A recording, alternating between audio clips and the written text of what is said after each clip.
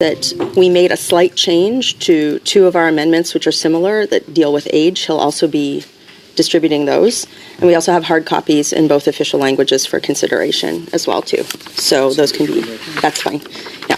All right. So, Chair, I move that Bill C3 in Clause 1 be amended by adding after line 9 on page 2 the following. 4.1, subsection 3.2 of the Act is replaced by the following.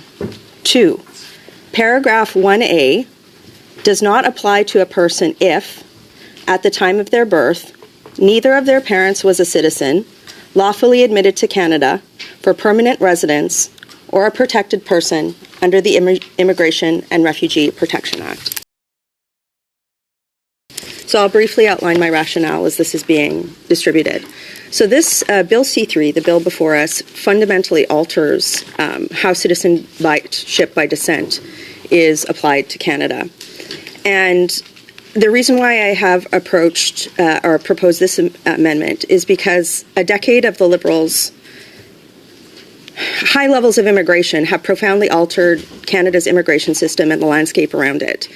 In this context, Canada's unrestricted jus solis policy, the granting of citizenship to anyone born here, even temporary residence children, presents several major problems.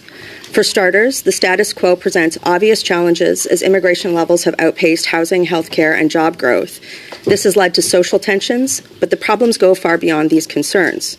For a decade, the Liberals have operationalized the philosophy of post-nationalism, asserting that there is no shared Canadian identity, while simultaneously bringing newcomers in at a rate where integrating them into Canada's social and economic fabric has become challenging.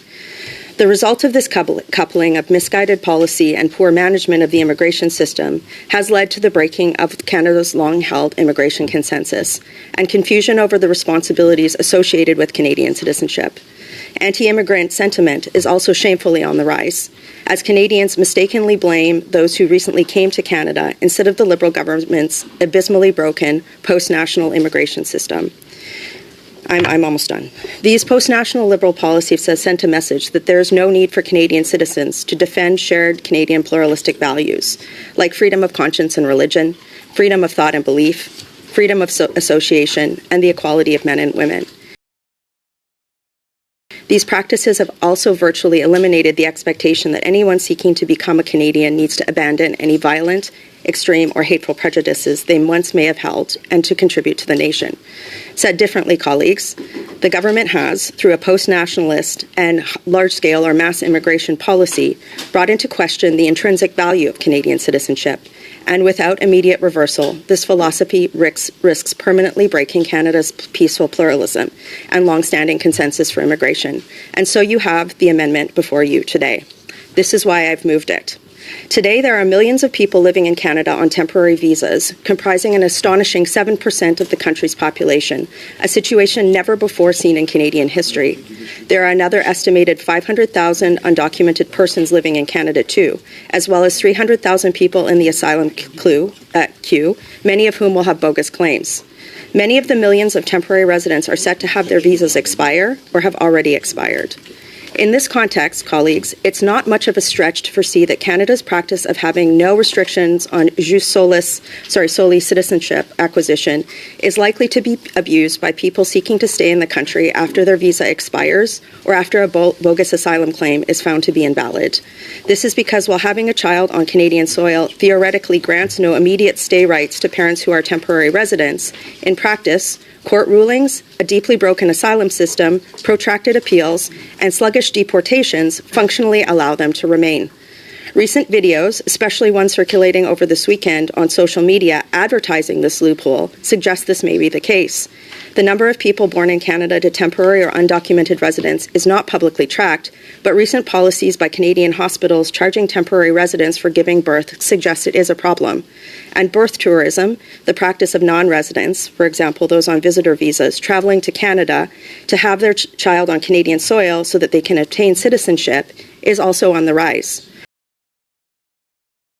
When former Prime Minister Stephen Harper left office in 2015, birth tourism levels were 590% lower than they are today. Birth tourism is now at its highest levels ever, both in terms of absolute levels and percentages. These types of population growth are not accounted for in immigration levels.